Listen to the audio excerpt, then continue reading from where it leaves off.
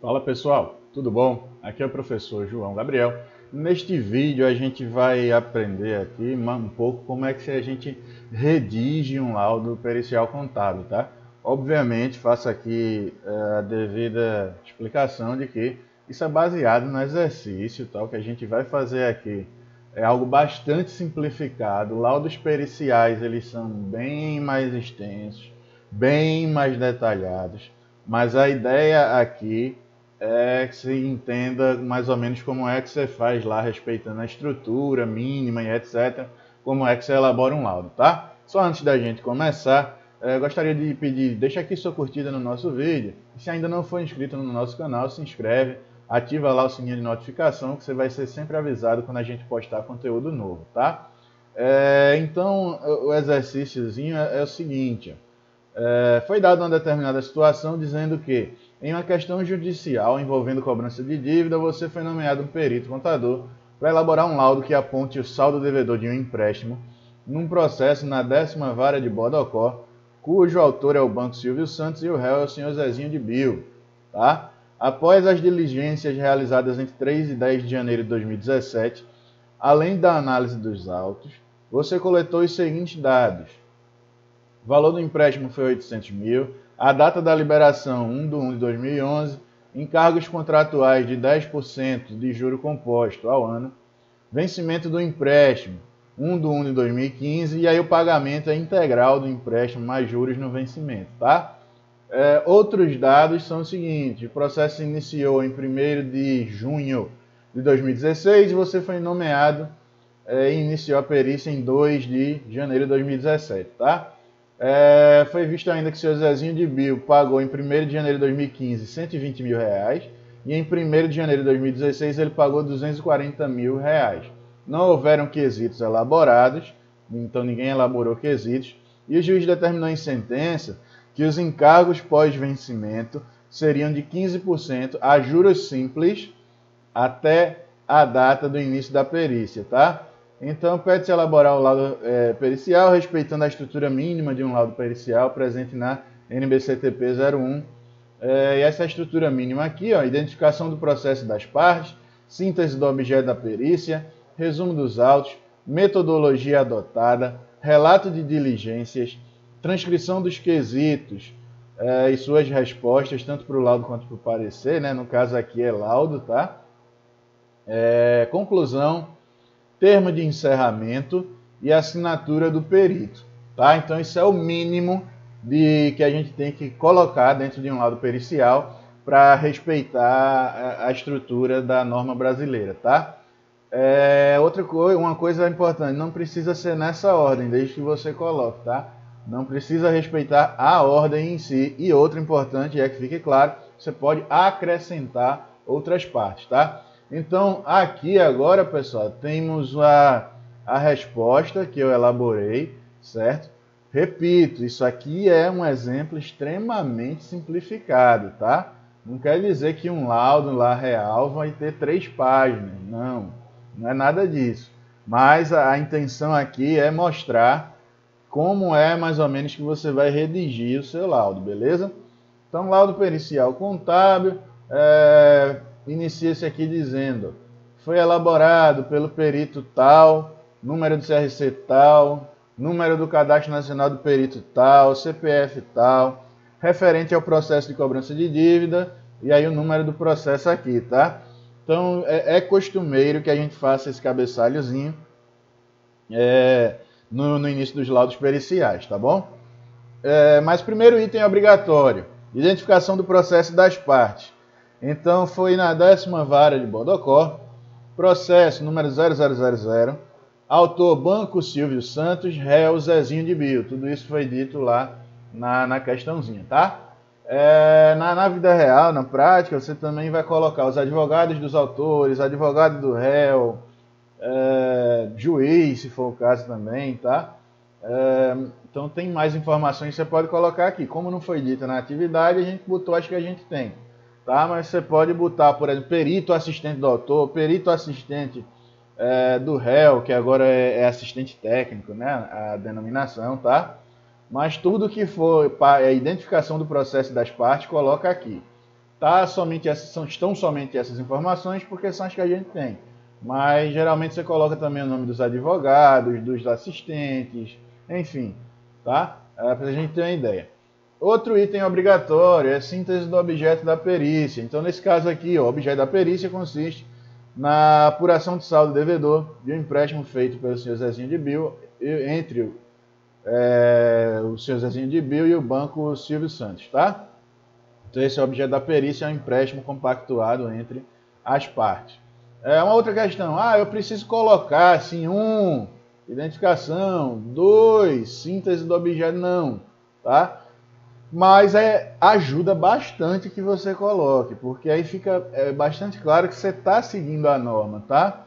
Ou então, eu não fiz aqui, mas nesse cabeçalhozinho, você pode colocar que este laudo foi elaborado seguindo as diretrizes da NBC TP01R1, tá? Porque aí você já deixa claro que ele está sendo elaborado na estrutura mínima, ou além da estrutura mínima também, se for o caso, tá? Da NBCTP01. Então você pode incluir isso aqui ao final desse cabeçalhozinho.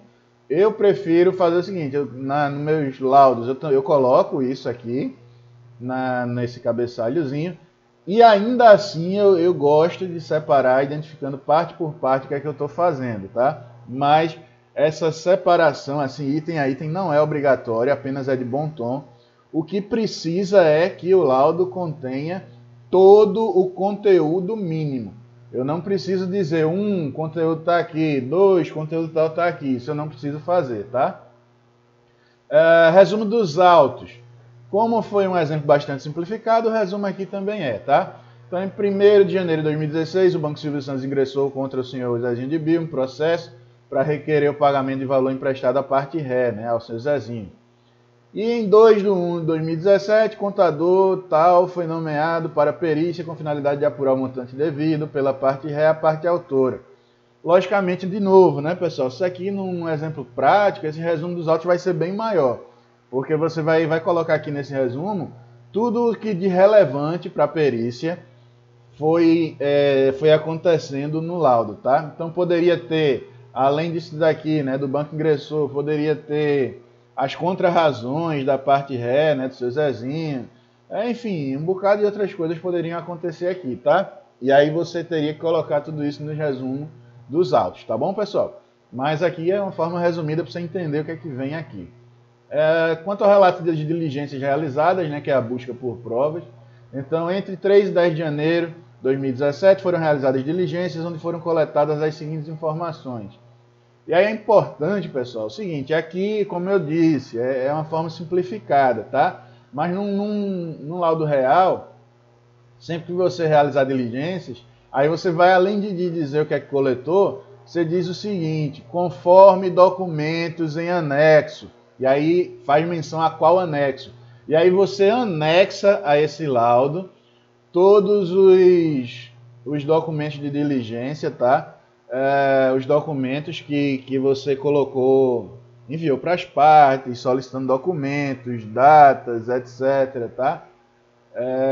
Você vai colocar tudo isso como anexo para provar que realmente você realizou essas diligências, tá? Nos chamados termos de diligência.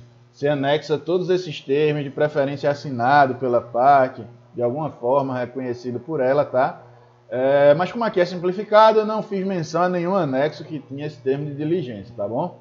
Então, o que é que foi encontrado da diligência? Que o valor do empréstimo era 800 mil, a data da liberação foi em 1º de janeiro de 2011, os encargos contratuais 10% ao ano, juro composto, vencimento do empréstimo foi em 1º de janeiro de 2015 e o pagamento era numa parcela só ao final de tudo, tá? E aí apurou-se ainda nas diligências que o seu Zezinho de Bill ele pagou em 1º de janeiro de 2015 120 mil reais e ainda em 1º de janeiro de 2016 240 mil reais, tá bom? Metodologia. E aí, se você perceber, eu inverti uma ordem do que estava lá na estrutura mínima, mas eu não deixei de colocar. Porque a estrutura mínima ela põe primeiro a metodologia, depois as diligências. Eu, particularmente, prefiro colocar no documento primeiro as diligências e depois a metodologia, certo? contanto que se coloque, não tem problema nenhum. Tá? Então, para a apuração do montante devido, foram utilizados os parâmetros indicados no processo. Quais são? Juros anuais compostos de 10% até a data do vencimento do empréstimo e juros anuais simples de 15% após o vencimento do empréstimo até a data do início da perícia, tá? Porque foi dito lá na atividade que o juiz considerou que era... mandou considerar que fosse após o vencimento do empréstimo considerado o juro de 15% simples até a data da perícia. Então, se ele não se manifestou para a data vigente do contrato, considera-se o valor que foi pactuado no contrato, que é 10% a juro composto, tá? Transcrição e resposta dos quesitos. Nesse caso aqui, não foram elaborados quesitos, tá certo? E aí, professor, é comum, não é elaborar quesitos? São bastante comuns, muito comuns mesmo, na fase de instrução, tá? E bastante incomuns, muito raros mesmo, na fase de liquidação, certo? Então, sempre que uma perícia for na fase de instrução, é bastante comum que façam quesitos. E quando for na fase de liquidação, não precisa, não aparece. É muito, muito, muito raro mesmo, tá? Então, não foram elaborados quesitos, nesse caso aqui. E aí eu coloquei um tópico que não é obrigatório, mas eu julguei que seria bom para o trabalho, né? Então, eu coloquei aqui que é o tópico análise, tá? Eu não seria obrigado a colocar esse tópico, ele não está entre os tópicos mínimos, mas eu achei interessante, porque vai mostrar a minha análise do caso, né? Então, ó, o montante na obtenção do empréstimo era 800 mil, o montante no vencimento, lá em 1º de janeiro de 2015, já com os juros, era 1.171.280. Aí o senhor Zezinho de Bico pagou nessa data 120 mil, né? E aí ficou em aberto quanto para ele pagar? 1.051.280, tá certo? Um ano depois, né? Acabou o contrato aqui, aí um ano depois, quando já estava em vigência os 15%, a juros simples, o saldo era 1.208.972, tá? E aí o senhor Zezinho, ele pagou mais 240 mil, tá? Então ficou no início de 2016, em janeiro de 2016, um montante em aberto de R$ 968.972, tá? Do qual rendeu ainda juros simples por mais um ano, né, pessoal? Porque a perícia só vai ser iniciada em 2 de janeiro de 2017. Então, o saldo a pagar até a data do início da perícia é de R$ 1.114.317,80, certo?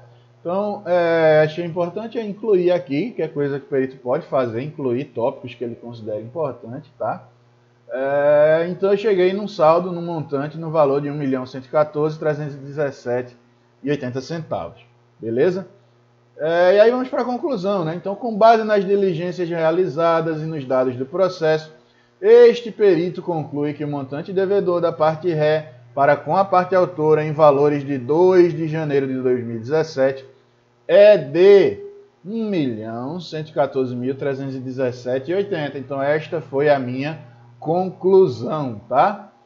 E aí o termo de encerramento também, onde a gente coloca mais ou menos o seguinte, né? Este perito espera ter podido auxiliar o meritíssimo juiz na sua árdua tarefa de decidir a lide, coloca à disposição o meritíssimo das partes para responder quaisquer esclarecimentos que porventura venham a ser solicitados, bem como a quesitos suplementares, sujeitos estes, entretanto, a honorários complementares, tá? Porque é uma coisa que eu costumo botar sempre nos meus laudos, que esclarecimento é uma coisa, né? É um problema meu enquanto perito, eu não deixei suficientemente claras as coisas, então se alguém tiver dúvida eu tenho que esclarecer, ponto final, não vou ganhar nada mais por isso. Mas os quesitos suplementares são aqueles que são elaborados fora do tempo, tá? Então quem perdeu o tempo de elaborar na hora certa foi o autor, o réu, o juiz, enfim. Havendo esses quesitos suplementares, a gente, enquanto perito, responde também, mas estes poderão estar sujeitos a honorários complementares, tá? É importante também dizer, o presente laudo foi elaborado com 3 folhas digitadas, para que depois ninguém inclua ou exclua qualquer página do seu laudo, tá? E não há anexos ou apêndices no presente laudo. Se houvesse, aí você diria, né? Além disso, é composto por 3 anexos e 2 apêndices, um anexo e nenhum apêndice, nenhum anexo e 4 apêndices, enfim. Também é importante fazer essa menção para que não suma e nem apareça apêndices e anexos ao seu laudo depois, tá? E aí você assina, né? Vai colocar lá o seu nome, sua identificação, assina o laudo e entrega, tá?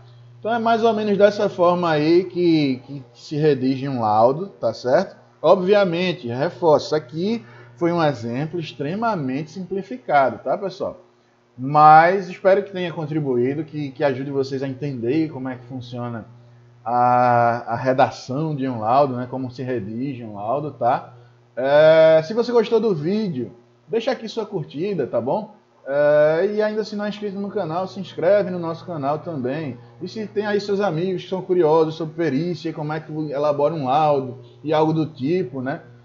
Passa aí esse vídeo para ele também, mostra a ele mais ou menos como é que se faz, tá bom? Um forte abraço, pessoal, e até o próximo vídeo.